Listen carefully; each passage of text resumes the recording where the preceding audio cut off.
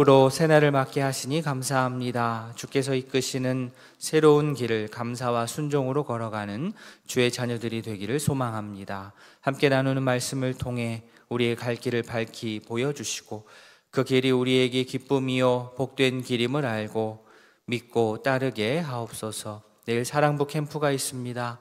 담당 교육자와 교사들에게 큰 은혜를 주시고 참여하는 모든 사랑부 가족들이 주 안에서 참된 기쁨과 평안을 누리게 하여 주시옵소서.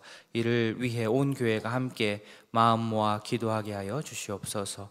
감사드리며 예수님의 이름으로 기도합니다. 아멘. 하나님의 말씀 열왕기하 9장 27절부터 마지막 37절까지입니다.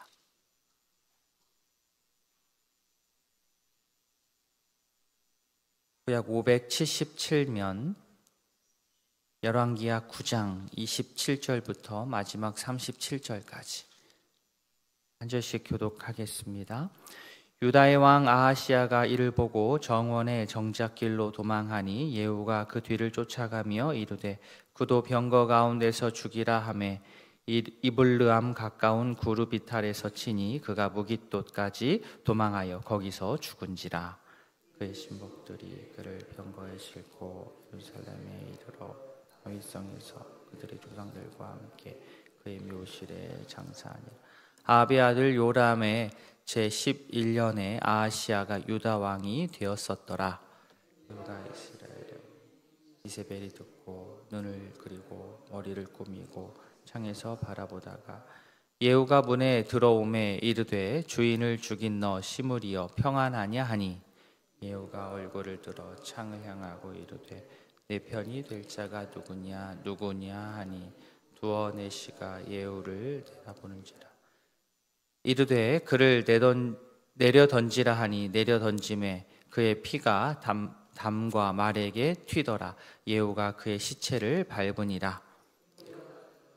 먹고 마시고 이르되 가서 이 저주받은 여자를 찾아 장사하라.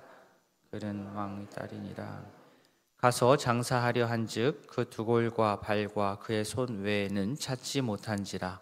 돌아와서 전하니 예후가 이르되 이는 여호와께서 그 종 디셉 사람 엘리야를 통하여 말씀하신 바라.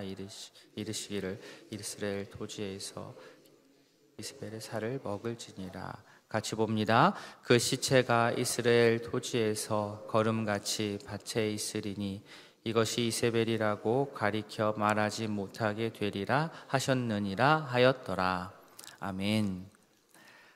요람과 아하시야가 이스라엘에 있을 때 예후가 찾아왔습니다. 처음에는 예후가 자신들을 치러 온 줄을 몰랐지만 결국에는 알게 되었을 때 혼비백산에서 도망했습니다. 먼저 예후의 활에 요람이 먼저 맞아 죽게 되었고요. 그 사이 아하시야가 열심히 도망합니다. 27절에 따르면 정원의 정작길로 막 도망을 했는데 그러나 결국 예후와 예후의 병사들에 의해서 아하시야는 무깃도에서 죽었습니다. 그가 죽은 후 아하시야의 신복들은 그 시신을 예루살렘에서 옮겨서 다윗성의 조상의 묘실에 옮겨서 안치를 합니다. 아하시야는 여호사밧의 아들 여호람과 아합의 딸 아달랴의 아들입니다. 그래서 혈통적으로는 다윗의 후손이지만 혈통적으로는 그렇지만 그가 살아온 길은 아합의 지배 길을 따라서 악을 행했고 그 결과 하나님의 심판을 피하지를 못했습니다. 아하시야는 1년 동안 왕의 자리에 있었는데 그 기간 중에서 그는 악행을 일삼았고 요람과 더불어서 아람을 대적해서 싸운 일이 있었고 그리고 결국 예후에게 오늘처럼 죽임을 당하게 됩니다. 아무리 혈통적으로 다윗의 후손이라고 해도 그 자체로 모든 것이 다 해결되거나 보장되지 않습니다. 오늘 본문에서와 같은 이런 심판의 날이 자기에게 닥치기 전에 자신이 속한 아합 가문의 이러한 잘못을 알아차리고 그 영향권에서 벗어나는 그 길만이 살 수 있는 그러한 선택입니다.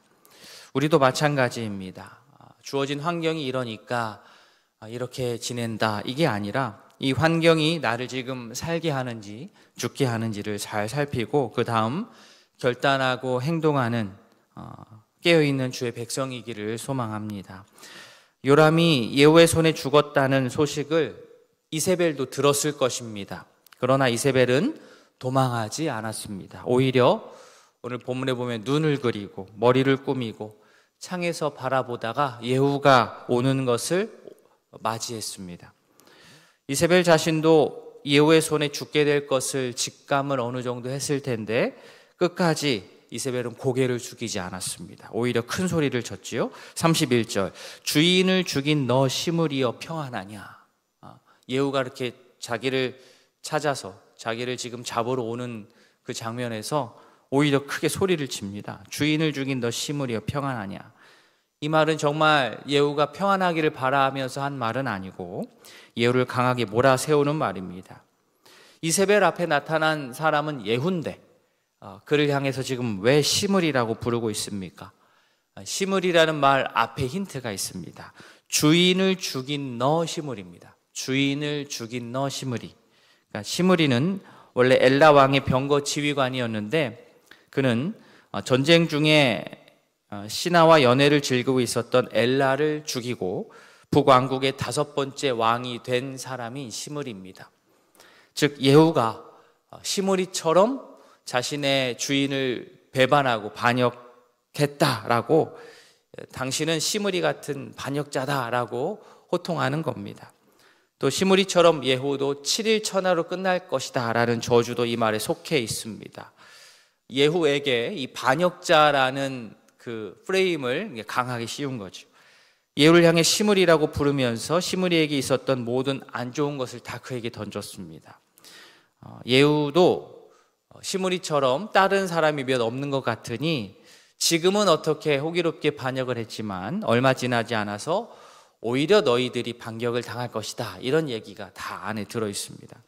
그리고 평안하냐라는 말은 정말 평안을 빌어서 하는 말이 아니고 이렇게 예후 너가 아합 정권을 공격한다고 해서 정말 평안이 올 수 있겠느냐라고 조롱하는 겁니다. 그러면서 은근히 이세벨 자신을 어필하죠. 내 도움이 필요할 것이다. 이세벨이라는 여인은 이렇게 쉽게 물러나지 않았습니다. 끝까지 고개를 숙이지 않으면서 예후에게 자신이 필요할 것이라고 어필을 했습니다. 그러나 이세벨의 치기는 딱 여기까지였습니다. 예후는 얼굴을 들어서 이세벨 창을 향하였고 32절에 나오듯이 내 편이 될 자가 누구냐 외치면서 이에 두 내시가 반응을 했는데 그들을 향해서 이세벨 내 던져라고 외쳤습니다. 그들은 실제로 이세벨을 내 던졌습니다. 이세벨의 피가 담과 말에 튀었습니다. 적을 무찌른 장수가 적군의 시신을 밟아서 승리를 확정하고 알리듯 예후가 이세벨의 시체를 밟아서 자신이 이세벨을 완벽하게 처단한 사람임을 온 천하에 알렸습니다. 예후는 이세벨의 시신을 찾아 장사하라고 말을 했는데 이것은 그에 대한 예우를 갖춘 것이 아닙니다. 하나님의 심판이 성취되었음을 확인하는 작업이었습니다. 예후는 이세벨을 향한 하나님의 예언을 분명하게 알고 있던 자였습니다. 따라서 34절에 나오는 이 저주받은 여자라는 말은 이세벨의 죽음이 그냥 사적인 보복에서 일어나는 것이 아니요 그녀가 바알 숭배한 것에 대한 여호와 하나님의 저주와 심판이 실행되었음을 드러내주는 그러한 말입니다. 신하들은 이세벨의 시신을 거두러 갔습니다. 그러나 그들이 발견한 것은 오직 그녀의 두골 발손 뿐이었습니다. 나머지는 다 분실이 됐죠. 예후는 여호와의 심판의 말씀이 이세벨에게 이렇게 그대로 이루어졌음을 선포했습니다. 엘리야를 통해 말씀하신 그대로 되었다는 것을 알렸습니다. 그리고 마지막 37절에서 강조하는 것. 자, 이 일이 일어난 장소가 어디입니까? 이스라엘 토지입니다. 이스라엘 토지. 이세벨이 강압적으로 빼앗은 사람의 목숨까지 해치면서 목숨까지 끊어내면서 빼앗은 나봇의 포도원이 있는 곳, 이곳이 바로 이스라엘 토지입니다. 결국 그녀는 이세벨의 이 시신은 형체를 알아볼 수 없을 정도가 되었습니다. 율법에 따르면 죽은 후 시신이 제대로 장사되지 못하거나 짐승에게 훼손되는 것은 하나님의 말씀에 대한 불순종에 대한 결과, 형벌입니다.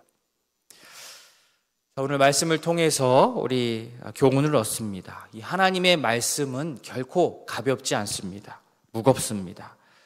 말씀이 이렇게 무겁다라는 것을 안다면 우리는 말씀을 무시하면서 가볍게 여기며 살아가서는 안 됩니다. 죄의 결과를 회피하지 않고 또 죄를 회개하는 자가 참된 생명을 얻을 수 있습니다. 일희일비하지 않고 진중하게 하나님의 말씀의 길을 매일마다 찾아 나서는 참 생명을 소유한 주의 백성들로 오늘 하루도 살아갈 수 있기를 진심으로 소망합니다. 아멘. 오늘 두 가정을 위해서 기도하겠습니다. 이상일 장로님 가정, 자녀, 승형, 윤하, 주님을 만나고 주 안에서 아름다운 결실을 맺을 수 있도록, 동생이 주님을 인격적으로 영접하도록, 부부가 주님의 뜻을 이룰 수 있도록 기도해 주십시오. 이미영 집사님 가족입니다. 가족 모두가 날마다 인격적으로 하나님을 알아갈 수 있도록, 부모님의 건강과 평안 할 수 있도록, 믿지 않는 동생 가족의 구원을 위해서 기도해 주시기 바랍니다. 오늘 말씀 기억하시면서 또 환우의 건강 회복과 속해 있는 목장과 전도회, 또 진행 중인 훈련, 오늘 저녁 기도회를 위해서, 그리고 내일 사랑부 캠프를 위해서 기도해 주시고, 이어서 개인의 기도 제목으로 주님 앞에 아뢰도록 하겠습니다. 다 함께 기도하시겠습니다.